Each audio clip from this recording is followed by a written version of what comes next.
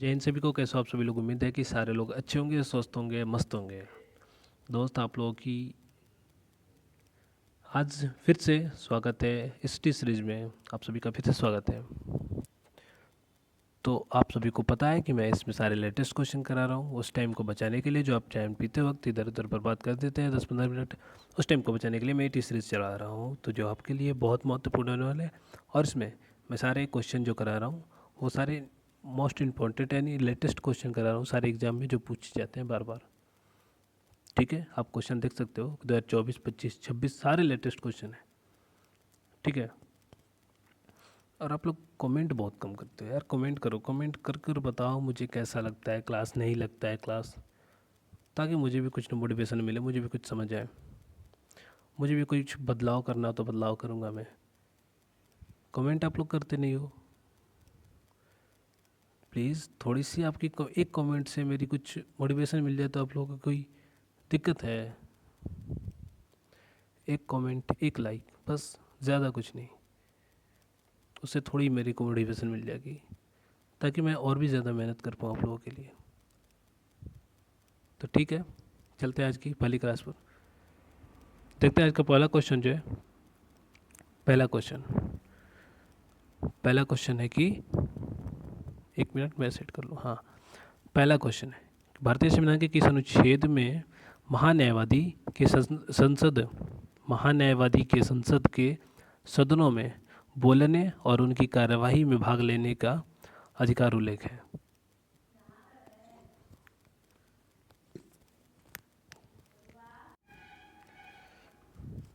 तो article article 88 में विशेष रूप से अधिकार देता है कि संसद के किसी भी सदन में किसी भी सदन की कार्यवाही या संयुक्त बैठक में बोल सकते हैं, भाग ले सकते हैं।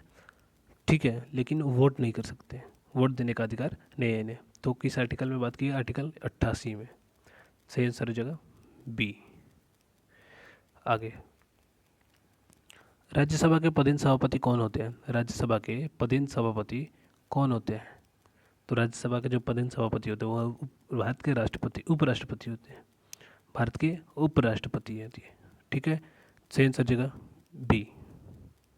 आगे, राष्ट्रीय ध्वज और राष्ट्रगान का सम्मान करते हुए नागरिक का क्या है?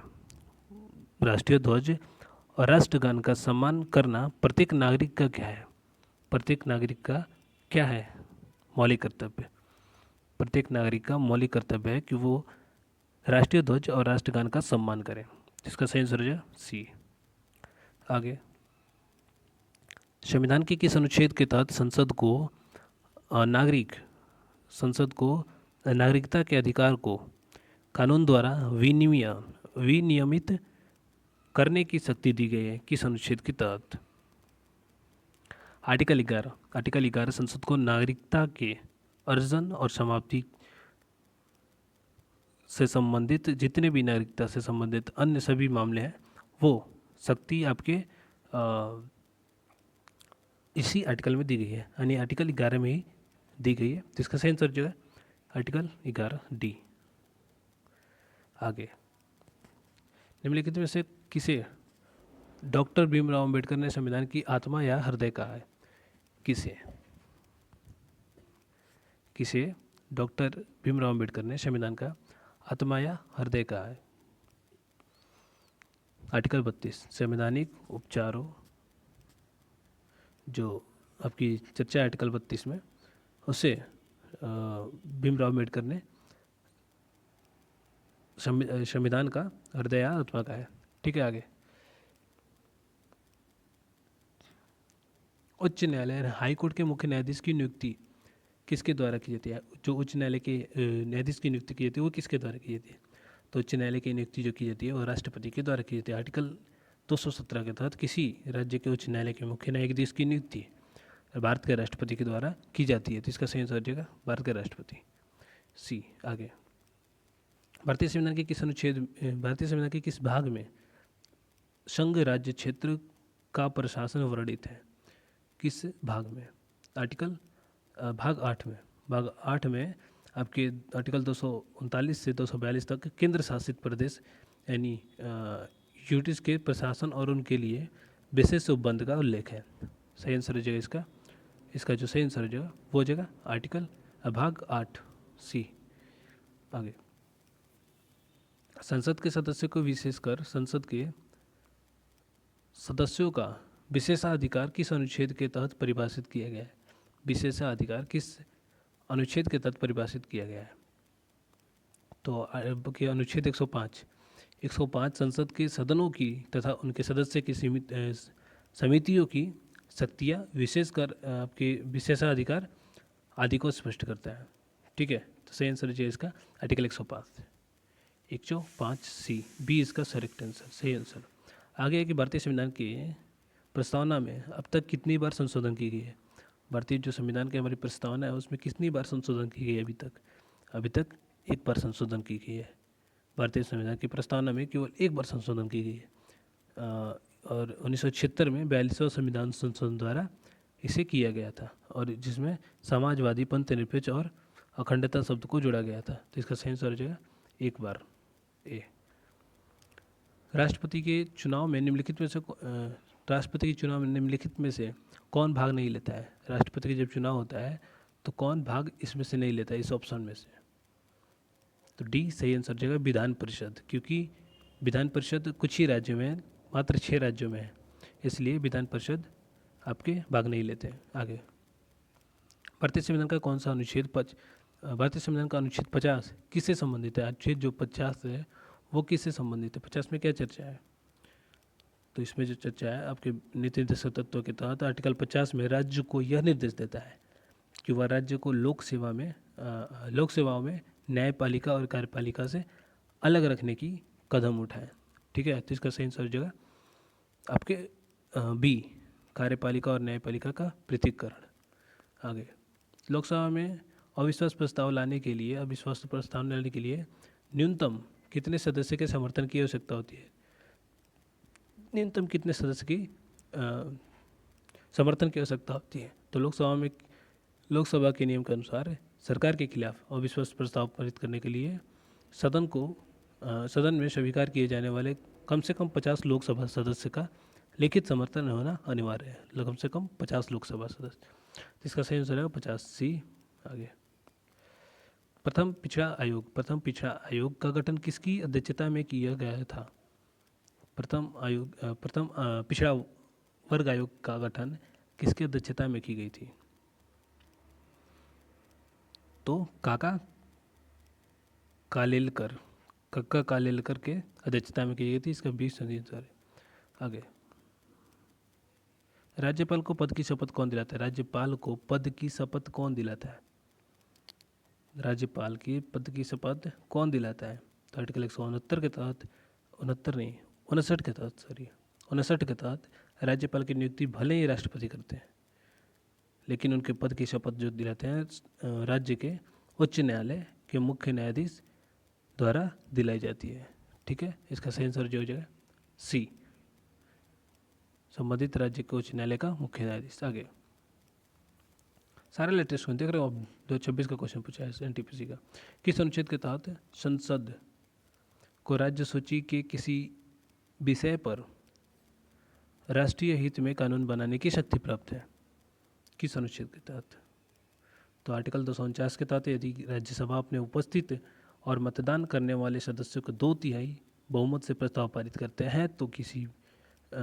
हैं कि राज्य सूची का कोई विषय राष्ट्रीय महत्व का है, तो संसद उस पर कानून बना सकती है।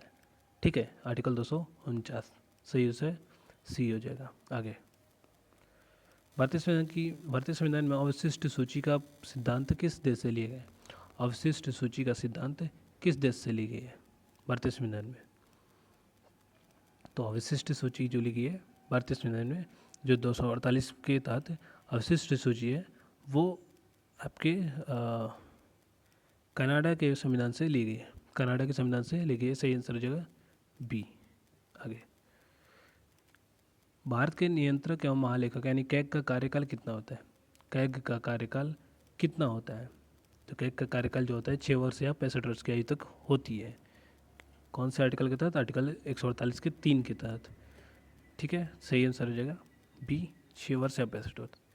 आगे, भारतीय संविधान का कौन सा अनुच्छेद, भारतीय संविधान का अनुच्छेद 24 कारखाने आदि में बच्चों के रोजगार पर प्रतिबंध करता है, प्रतिबंध लगाता है। यह प्रतिबंध किस आयु से कम वाले बच्चों पर लागू होता है? किस आयु से कम वाले बच्चों पर लागू होता है? तो 14 वर्ष के कम आयु वाले बच्चों पर लागू होती है। बी सही आंसर जाएगा। आगे, बलवंत राय मेहता समिति के बाद गठित अशोक मेहता समिति जो 1977 में हुई थी, अशोक मेहता समिति कितने स्तरीय पंचायती राज्य मॉडल की सिफारिश की गई थी? कितने स्तरीय राज्य मॉडल की सिफारिश की गई थी? तो इसका जो सही आंसर हो जाएगा वो हो जाएगा द्विस्तरीय, द्विस्तरीय, बी सही आंसर। आगे, सर्वोच्च न्यायालय अपने द्वारा दिए गए किसी निर्णय का आदेश, सर्वोच्च न्यायालय अपने द्वारा दिए गए किसी निर्णय का आदेश समीक्षा कर सकता है। यह किस अनुच्छेद में वर्णित है? अनुच्छेद 137 सर्वोच्च न्यायालय को अपने ही किसी पूर्व निर्णय या दिए गए आदेश की समीक्षा करने की विशेष शक्ति प्रदान है, किस आर्टिकल में? आर्टिकल 137, सही आंसर हो जाएगा बी। आगे, स्वतंत्र भारत के पहले केंद्रीय मंत्री कौन थे? स्वतंत्र भारत के पहले केंद्रीय मंत्री तो R.K. सन्मुख चेट्टी स्वतंत्र भारत के पहले वित्त मंत्री थे और इन्होंने ही 26 नवंबर 1947 को स्वतंत्र भारत का पहला केंद्रीय बजट पेश किया था। ठीक है, किस तारीख को? 26 नवंबर 1947 को। तो इसका सही आंसर जो होगा वो होगा बी, R.K. सन्मुखम चेट्टी। आगे, भारतीय संविधान का जो अनुच्छेद 300A है किससे संबंधित है? 300A किससे संबंधित है? 44वां संविधान संशोधन 1978 द्वारा संपत्ति के अधिकार को मौलिक अधिकार से हटाकर आपकी भाग 7 के अनुच्छेद 300A के तहत कानूनी अधिकार के रूप में बना दिया गया था। ठीक है, और इसी के तहत किसी व्यक्ति को कानून के प्राधिकार के बिना उसकी संपत्ति से वंचित नहीं किया जाएगा। तो इसमें जो चर्चा है 300A में संपत्ति का अधिकार से संबंधित है, जो अब कानूनी अधिकार बन गया है। तो इसका सही आंसर हो जाएगा बी।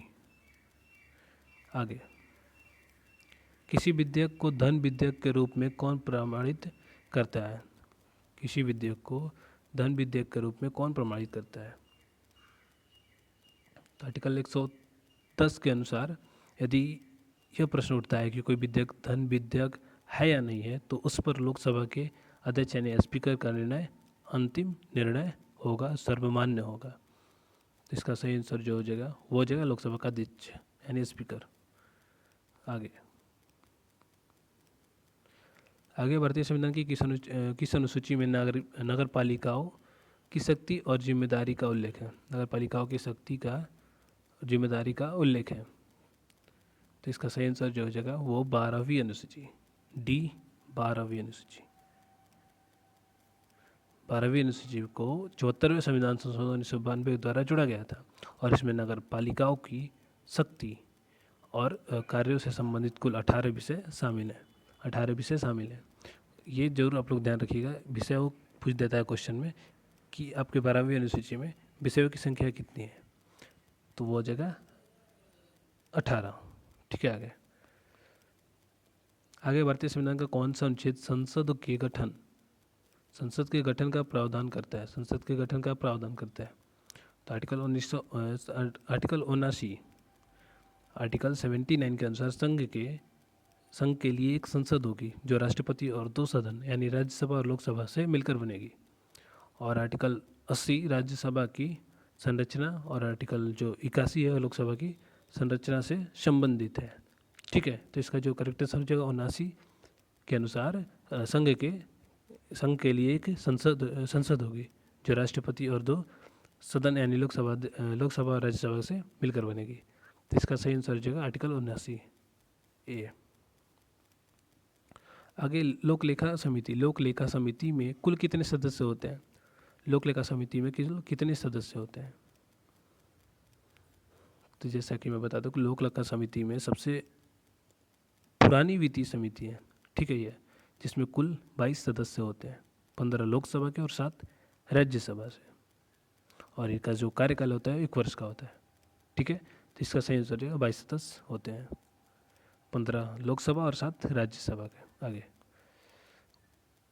उच्च न्यायालय के न्यायाधीश का वेतन और भत्ता किस पर भारित होता है? किस पर भारित होता है? तो उच्च न्यायालय के जो न्यायाधीश है उनके वेतन भत्ते संबंधित राज्य की संचित निधि से दी जाती है, संचित निधि से दी जाती है। लेकिन ध्यान रहे कि सेवानिवृत्ति जो होती है, सेवानिवृत्ति के बाद उनकी पेंशन हमेशा भारत की संचित निधि से दी जाती है, भारत के संचित निधि से दी है, ठीक है। तो इसका सही आंसर हो जाएगा बी, राज्य की संचित निधि। जब तक वो सेवा पर रहेंगे तो राज्य की संचित निधि से, लेकिन जब वो रिटायर हो जाएंगे तो वो भारत की संचित निधि से उनका वेतन दिया जाएगा, ठीक है। आगे